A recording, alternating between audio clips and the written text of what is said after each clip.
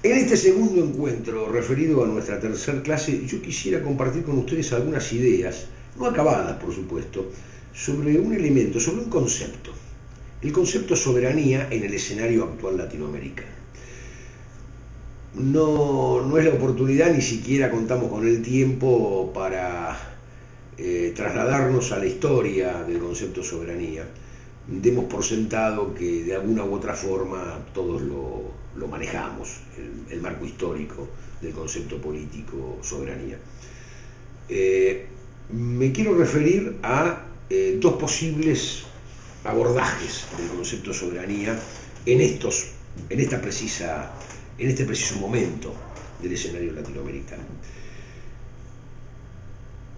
Por un lado, el de soberanía nacional actualizado en términos de ¿qué? En términos de aquello que nosotros, cuando habláramos sobre las características del imperio global privatizado, señaláramos como que en el corazón de la estrategia del imperio global privatizado, que no es otra cosa que el estadio actual del sistema capitalista imperialista, en el centro de la estrategia figura la sustitución del concepto de Estado Nacional, por consiguiente de soberanía nacional, en términos de ubicar como agentes determinantes del sistema de poder, ya no a los estados, sino fundamentalmente a los actores directos del sistema transnacionalizado y corporativizado de la economía, del comercio y de las finanzas, como reemplazantes de los sujetos tradicionales del Estado, sujetos tradicionales desde el cual se construía y se construye aún, porque está en combate, está en contradicción, está en tensión, las características, los elementos dinámicos del concepto de soberanía nacional. El otro eje sobre el cual yo quiero referirme en este breve encuentro respecto del concepto genérico soberanía es un eje que está en la raíz, en la matriz propia del nacimiento del sistema democrático, para hacer una convención didáctica o para hacer una convención historiográfica también, si se quiere, a partir de la Revolución Francesa, que es el concepto de soberanía popular. El concepto clásico de soberanía popular sostiene que en un régimen democrático el poder, es decir, la soberanía, reside en el pueblo, que a través de un contrato, en un mecanismo de democracia representativa, se lo confiere, se lo adjudica en forma limitada en el tiempo y además supervisada a sus representantes a través del voto o el sufragio. Y ubica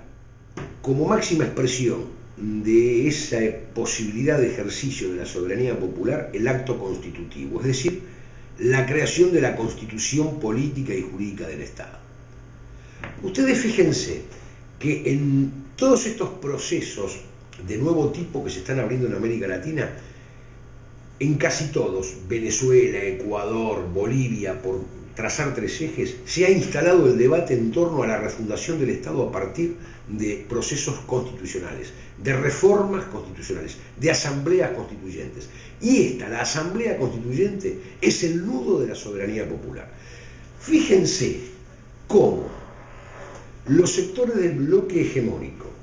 sectores nativos, auspiciados y sostenidos desde el centro del poder, que es Estados Unidos, y toda su batería, con su compleja batería, señalan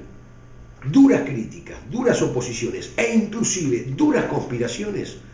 contra el elemento básico del sistema democrático en el cual estos sectores dicen operar. ¿A qué se refieren? A sabotear los procesos constituyentes. Y esta es una conclusión provisoria que yo me permito compartir con ustedes. Nunca antes en la historia de las últimas décadas, del último siglo XX, bueno, y de este brevísimo inicio del siglo XXI, los sectores del poder concentrado, los sectores tradicionales, nativos del bloque hegemónico, se han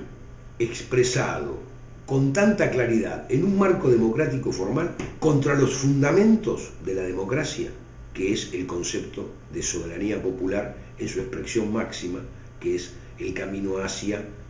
dotar a las sociedades, los países y los estados de su propia constitución política.